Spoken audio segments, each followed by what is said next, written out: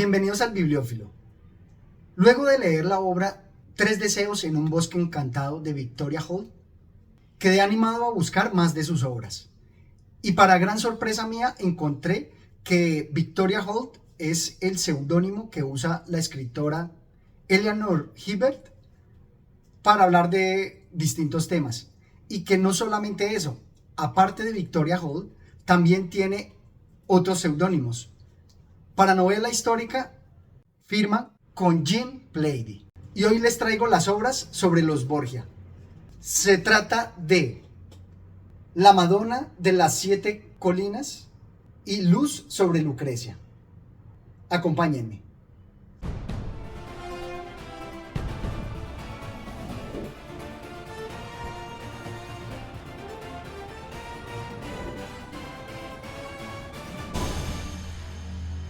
Hay innumerables obras sobre los Borgia. Entrando propiamente a lo que es histórico y literario, no me gustó tanto que la perspectiva es primordialmente sentimental. Y por eso se da un sesgo frente a la perspectiva, ya que se olvida por completo de los temas históricos. No nos cuenta de personajes importantes como Savonarola o a de la Rovere, a los cuales toca nada más de pasada. Se pudiera decir que es primordialmente más sentimiento que historia, mientras que una obra como la de Alexandre Dumas resulta mucho más corta, pero más significativa contando los antecedentes y los contextos históricos. Aunque si la miramos comparada con la de Puzo, se puede ver que aquí los personajes tienen mayor profundidad psicológica. En particular me gustó este pasaje donde me crea relaciones con otros personajes históricos de importancia. Dice así: preguntaba quiénes eran estos Borgia que actuaban como aficionados en la política europea. Hizo saber que estaba considerando la posibilidad de venir a Italia él mismo y que destrozaría ese insignificante reino de Romaña, aunque solo fuera por el placer de que los Borgia entendieran con claridad que eran tan solo una familia sin importancia, uno de cuyos miembros había tenido la suerte de ser elegido papa. Me gusta este pasaje porque me crea la relación directa con Napoleón. Toda la aristocracia, toda la nobleza siempre ha estado en contra de los advenedizos. Y si Napoleón era el personaje encumbrado por la Revolución Francesa, obviamente lo van a odiar por venir de esa cuna, a pesar de su origen también aristocrático. Me gusta encontrar aquí en este papa, en la familia de este papa, también otro advenedizo que también influye sobre la política. Lo que también estaría relacionado un poco con la obra de La Cartuja de Parma de Stendhal, donde también nos presenta que muchas personas abrazando la religión, en el caso específico de los ministerios del clero, aprovechan para usarlo como trampolín en la política europea. Y como siempre ante los poderosos, se crean un sinnúmero de habladurías y rumores, como también nos dice acá. Muchos afirmaban que los relatos acerca de la vida escandalosa llevada por los Borgia habían sido difundidos por Giovanni Sforza. Era verdad que siempre habían circulado murmuraciones contra ellos, pero él había agregado credibilidad a dichos relatos. Si ellos lo habían señalado como impotente, en represalia él los había infamado con el estigma de una conducta incestuosa.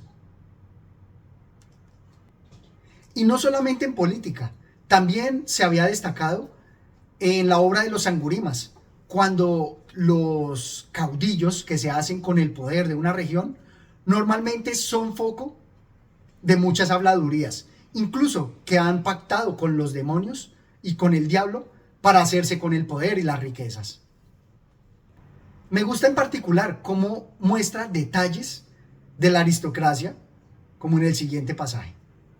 Incluso los regalos de boda que Philippe de la Roche-Martin había traído como presentes de su amo parecían implicar alguna sutileza para quienes podían comprender el ácido humor del rey de Francia. Había un grabado de San Francisco en una medalla de oro para el duque. Eso quería decir, qué hombre pío es el duque Ercole. Aquí está una imagen de San Francisco para que le pueda rezar, pero si hay algo que admira tanto como los santos es el oro. Para Lucrecia había un rosario de cuentas de oro pero cuando se abrieron esas cuentas se vio que contenían almizcle. ¿Acaso eso significaba por fuera es recatada, pero qué hay adentro? Para Alfonso había una receta para fundir cañones y una figura en oro de María Magdalena. Luis estaba recordando astutamente al novio las noticias escandalosas que había recibido acerca de su novia. Toda esa narración le da gran potencia a lo que nos va contando, así como aspectos íntimos de los personajes. O también me gusta que utiliza las escenas para representar significados potentes dentro del desarrollo de la historia. Acá, por ejemplo, cuando nos habla de la consagración, dice así: de acuerdo con las antiguas costumbres, se colocó una espada desenvainada sobre las cabezas de la novia y el novio. Esta tarea le correspondió a un capitán español, Juan Cervillón, y mientras estaba de pie, muy tieso, con la espada sobre las cabezas de esta hermosa pareja, muchos ojos se dirigieron hacia esta reluciente hoja, y en muchas mentes se planteó la pregunta: ¿cuánto tiempo pasará antes de que descienda sobre nuestro pequeño novio? Como les digo, utilizan la escena también para darle significado sobre lo que va a ocurrir o sobre lo que hay en ciernes sobre ellos, sobre todo lo que avecina la historia. O también la forma donde da respuestas a misterios históricos o a hechos, como acá. En este asunto, el Papa había decidido que no se debía poner por escrito palabra alguna. Cuando recibiera el anillo sabría de qué se trataba y no se debía enviar por ningún otro motivo. Así, con estas justificaciones, de alguna manera excusa por qué no existen mayores detalles sobre lo que se dice o pruebas sobre lo que expone. O también me gusta cómo destaca que para la gente bella muchas normas no aplican. Lo dice aquí directamente: hija mía, eres suficientemente encantadora como para prescindir de la etiqueta que deben observar otros, menos afortunados. Y así como tiene aciertos, también tiene cosas que me disgustan sobremanera. Y es toda la expectación que se crea sobre personajes infantiles, como si los niños pudieran tener una gran profundidad psicológica e intelectual que les permita recordar lo que vivieron, lo que dijeron, o formarse ideas claras sobre contextos históricos y políticos. Eso me parece que es un gran desacierto, no solamente de esta autora, sino de muchos que utilizan a personajes infantiles, dotándolos de demasiada significación. Como ya dije, la obra me parece más que histórica, adentrada mucho en los sentimientos. Pues bien, esto es todo cuanto tenía por compartir con ustedes con respecto a esta obra. Los animo a que la lean para complementar algunas otras perspectivas sobre los Borgia y particularmente sobre Lucrecia. Antes de terminar, quiero destacar que ella hace hincapié en alguna bibliografía que utiliza, en especial sobre Bellocchio, para mostrar detalles adicionales sobre Lucrecia y Borgia. Pero creo que voy a tener que buscar esa obra, ya que María Bellocchio, al ser tan referenciada, sin duda debe ser una obra de obligatoria lectura.